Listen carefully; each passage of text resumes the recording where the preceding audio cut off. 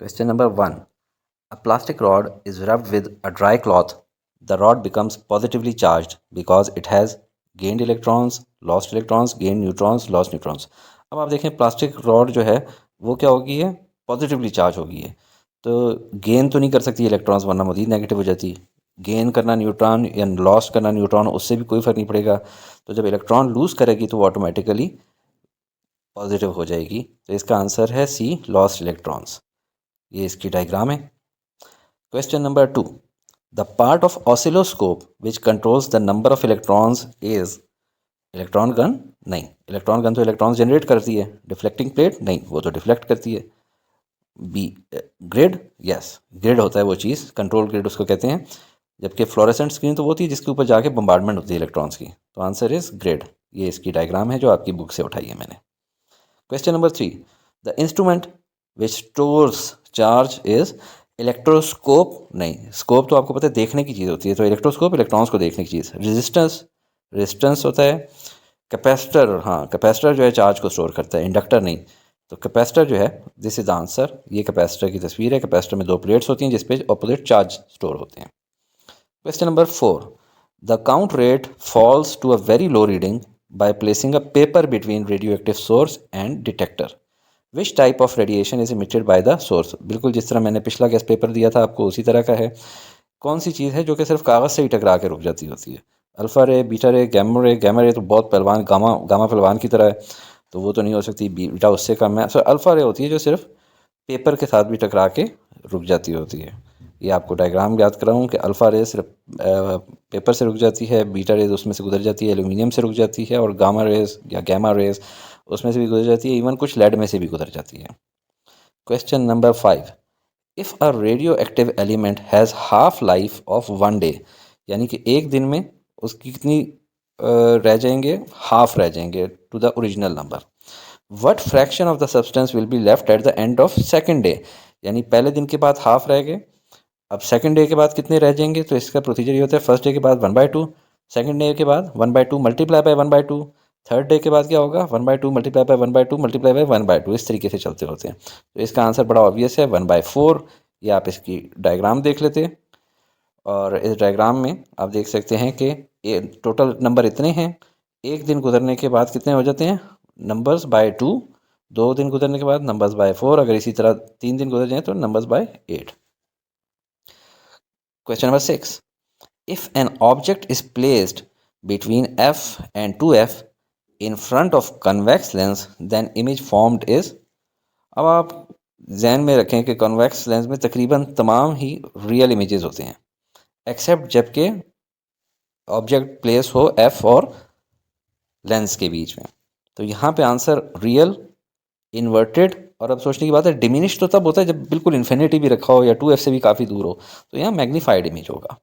ये आप इसकी डायग्राम देखें, जब भी f और 2f के बीच में रखा जाएगा तो दूसरी साइड पे वो 2f के बैक साइड पे इन्वर्टेड और मैग्नीफाइड इमेज बनेगा, real image. Question number 7. Velocity of sound waves in vacuum is. जल्दी में गलत नहीं कर देना, 332 मीटर पर सेकेंड। वैक्यूम के अंदर आपको पता है लाइट तो ट्रैवल कर सकती है, साउंड ट्रैवल नहीं करती, तो 0 मीटर पर सेकेंड। ये आप देख सकते हैं, एक बच्चा है, उसने एक बेल को एक जार के अंदर रखा हुआ है और उसके अंदर हवा भी मौजूद है। तब उस बेल को जब वो प्रेस करता है तो उसको सुनाई देती है आवाज़, लेकिन उसी जार में से जब हवा को निकाल देता है वैक्यूम पंप के ज़रिए तो इसके अंदर वैक्यूम हो जाता है। तब जब बेल प्रेस करता है तो इसको कोई आवाज़ नहीं आ रही, बच्चा नाराज़ भी हो गया। Question number 8. The frequency of microwaves used in microwave oven is 2400 megahertz. The wavelength of these waves will be 0.125 मीटर। ये कैसे कैलकुलेट हुआ है, v is equal to lambda f. इसी को लिखने का एक और तरीका भी होता है, v ऊपर नीचे f और लेमडा, यानी अगर लेमडा आपने कैलकुलेट करना है तो वो किस तरह होगा, v डिवाइड बाई एफ। अगर f कैलकुलेट करना है तो v डिवाइड बाई लेमडा। हमने क्या कैलकुलेट करना है, लेमडा वेव लेंथ, तो v डिवाइड बाई एफ करना होगा। तो v क्या है, 3 मल्टीप्लाई बाई 10⁸, क्योंकि इलेक्ट्रोमैग्नेटिक वेव्स की ये स्पीड होती है जो कि स्पीड ऑफ लाइट है। और नीचे क्या आएगा, 2400 मेगा, 2400 इंटू 10⁶। जब इसको कैलकुलेट करते हैं तो 0.125 आ जाता है। Question number 9. The part of the DC motor आपने ध्यान में ले आनी है, which reverses the direction of current through coil after every half cycle. Armature नहीं, कार्बन ब्रशेस नहीं, कम्यूटेटर और स्लिप रिंग्स के अंदर इंसान कंफ्यूज हो सकता है। याद रखें कि कम्यूटेटर होता है डीसी वाले के अंदर, इसी को स्प्लिट रिंग्स भी कहा जाता है। या आप फिगर देख सकते हैं, स्प्लिट रिंग कम्यूटेटर, तो कम्यूटेटर को स्प्लिट रिंग्स भी कहते हैं। अगर एसी मोटर होता तो उसका जवाब फिर स्लिप रिंग्स होता। Question number 10, a ball is dropped from a certain height on to the floor and keeps bouncing, its motion will be. बहुत आसान, ये सिंपल रेक्टिलिनियर मोशन है। या डायग्राम देखें, जो भी चीज़ ऊपर से फेंकी जाती है इस मोशन में ऊपर नीचे ही मूव करना शुरू कर देती है।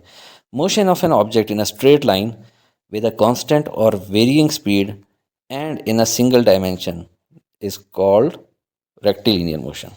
Question number 11. 2 ohm and 3 ohm are connected in parallel. Its equivalent resistance will be, बहुत ही आसान, 1.2 ohm. कैसे कैलकुलेट हुआ है? ये फार्मूला होता है 1/R equivalent is equal to 1/R1 plus 1/R2. With इसको अगर चूँकि दो ही रेजिस्टेंस है ज़्यादा होते तो और भी रखे जा सकते थे +1/RC। और दूसरी तरफ R इक्विवेलेंट का ये भी फार्मूला कर सकते हैं, इसी को सॉल्व करके simplify, R1 multiply by R2, 3 multiply by 2 6 हो जाएगा, डिवाइडेड बाय 3 + 2 5 हो जाएगा, 6 divided by 5 is equal to 1.2, 6 divided by 5 is equal to 1.2। Next हमारा आ जाता है electric generator works on the principle of Ohm's law, नहीं वो तो V इक्वल टू IR होता है। कूलम्स लॉ, नहीं वो तो चार्जेस का होता है। लेंजेस लॉ और फैराडेज लॉ इन्हीं में से है, और फैराडेज लॉ है। फैराडेज लॉ के साथ आप ये पिक्चर ज़रूर ध्यान में रखें, force, magnetic field, electric current.